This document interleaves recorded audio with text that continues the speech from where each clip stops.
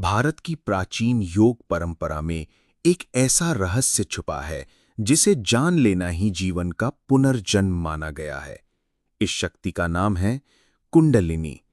ये कोई काल्पनिक अवधारणा नहीं, बल्कि एक जीवंत ऊर्जा है जो हर इंसान के भीतर सोई रहती है। प्रश्न ये नहीं है कि ये शक्ति है या नहीं, प्रश्न ये है कि क्या तुम तैयार हो इसे जगाने के लिए। क्या है कुंडलिनी? कुंडलिनी शब्द संस्कृत से लिया गया है, जिसका अर्थ होता है कुंडलित, अर्थात सर्प के समान कुंडली मारे हुए। भारतीय योग शास्त्र कहता है कि ये शक्ति हमारी रीढ़ की हड्डी के सबसे नीचे मूलाधार चक्र में सुप्त अवस्था में पड़ी रहती है। ये शक्ति उस ब्रह्मांडीय चेतना का अंश है जो शरीर के अंदर समाहित है, तब तक निष्क्रिय जब तक साधक इसे ध्यान, प्राणायाम, मंत्र और तपस्या के माध्यम से जगाता नहीं है। ये कोई साधारण ऊर्जा नहीं है, ये वो शक्ति है जो इंसान को सीमाओं से उठाकर अनंत की ओर ले जाती है।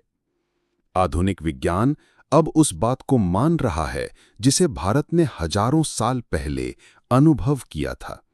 न्यूरोसाइंस कहता है कि हम अपने मस्तिष्क का केवल 5 से 10% ही उपयोग करते हैं। योग कहता है जब कुंडलिनी जागती है तो ये ऊर्जा मस्तिष्क के प्रत्येक हिस्से को सक्रिय कर देती है, जिससे इंसान में अतिसंवेदनशीलता यानी हाइटेंड अवेयरनेस, गहन एकाग्रता, सहज बोध यानी इंट्यूशन, भावनाओं पर नियंत्रण और कभी-कभी अद्वितीय सृजनात्मकता भी उत्पन्न होती है। कुंडलिनी की शक्ति अपार है, लेकिन उतनी ही साहसिक और अनुशासनिक साधना मांगती है। ये कोई जादू नहीं, कोई चमत्कार नहीं, बल्कि एक आंतरिक विज्ञान है। यदि कोई इसे बिना मार्गदर्शन के जगाने की कोशिश करे, तो ये मानसिक असंतुलन, भ्रम और भय भी उत्पन्न कर सकती है। इसलिए भारत की परंपरा में कहा गया है, कुंडलिनी विद्या केवल गुरु की छाया में ही फलती है।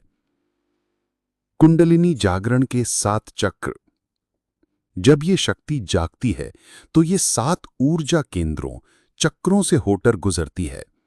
पहला, मूलाधार, सुरक्षा व अस्तित्व। दूसरा, स्वाधिष्ठान, रचनात्मकता और वासना। तीसरा, मणिपुर, इच्छा शक्ति और आत्मबल।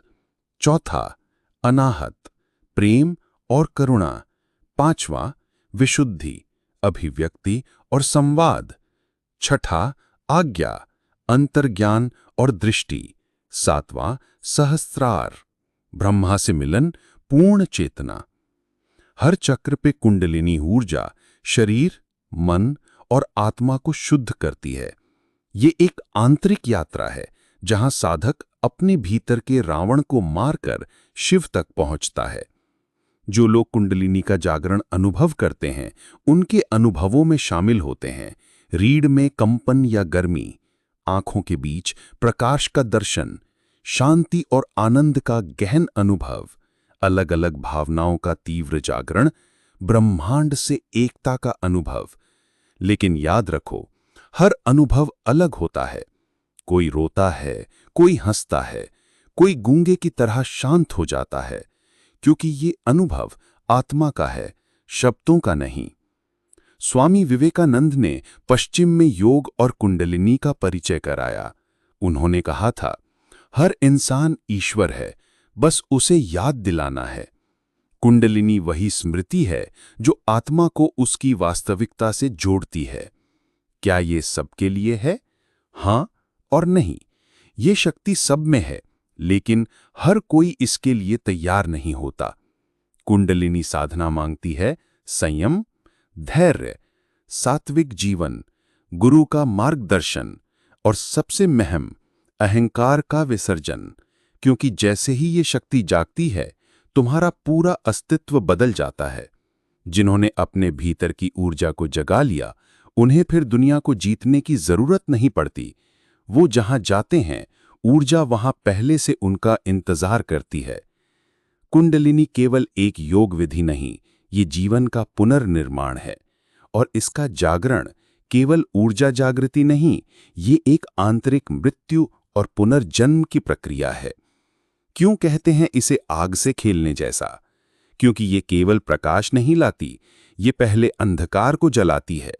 जब कुंडलिनी जागती है तो वो केवल शरीर में कंपन नहीं लाती, वो आपकी सबसे गहरी छवियों, डर, वासना, आघात और छाया शेल्फ को सामने लाती है।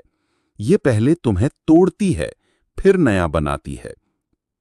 कई साधकों को इस यात्रा के दौरान भावनात्मक अस्थिरता, पुराने कर्मों का पुनः अनुभव, नींद में गूढ़ दर्शन और असमंजस जैसी स्थितियों से गुजरना पड़ता है। क्या ये मात्र एक कल्पना है? आधुनिक विज्ञान ने अब कुंडलिनी को मिथ नहीं माना जाता। न्यूरोसाइंटिस्ट अब मानते हैं कि गहरी ध्यान साधना न्यूरॉन्स को रीवायरिंग करती है, ब्रेन में डीएमटी जैसी प्राकृतिक शक्तिशाली रसायनों को सक्रिय करती है और कभी-कभी साधक को मल्टी सेंसरी अवेयरनेस की स्थिति में ले जाती है। कुंडलिनी का जागरण एक ऐसी स्थिति है जहां शरीर में सटल इलेक्ट्रिसिटी, हीट और एक्सटैटिक वाइब्रेशन की लहरें चलती हैं। इसे मॉडर्न टर्म्स में कहें तो the nervous system becomes a bridge between the physical and the subtle worlds. क्या ये हर किसी के लिए अनलॉक हो सकती है? हाँ, लेकिन जैसे संगीत रागों में गहराई होती है, वैसे ही कुंडलिनी की साधना में भी कई स्तर होते हैं। ये कोई एक रात की चमत्कारिक घटना नहीं, बल्कि एक ध्यान, संयम और शुद्धि का दीर्घकालिक मार्ग है। अगर तुम अपनी इंद्रियों को साध लो, तो कुंडलिनी तुम्हारे भीतर नाद, प्रकाश और शांति की भाषा में फूट पड़ती है। भारत की हर महान परंपरा में इस शक्ति का उल्लेख हुआ है। शिव को आदि योगी कहा गया, जिन्होंने पहली बार कुंडलिनी का रहस्य बताया। महाविद्याओं की साधना, विशेषतः त्रिपुरा सुंदरी और महाकाली, कुंडलिनी जागरण का गूढ़ मार्ग है।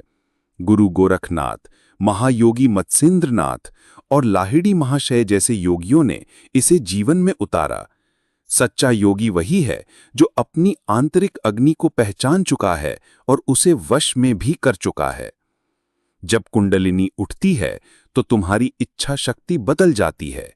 पहले तुम चीजों के पीछे भागते थे, अब वो तुम्हारे पीछे आती हैं। तुम्हारा चेहरा शांत हो जाता है, लेकिन ऊर्जा प्रचंड हो जाती है। कई लोग इस ऊर्जा को केवल पावर मानते हैं, लेकिन ये सत्ता नहीं, साक्षात्कार की शक्ति है। तुम्हारा चेतन और अवचेतन जब एक हो जाते हैं तो कुंडलिनी जागती है, और तब तुम केवल इंसान नहीं रहते, तुम एक चलती फिरती मंदिर, एक साधना, एक जागृत आत्मा बन जाते हो। तुम्हारे भीतर शिव हैं, शक्ति हैं और ब्रह्मांड का रहस्य भी। कुंडलिनी वही चाबी है जो तुम्हें इस अद्वितीय खजाने तक पहुंचाती है।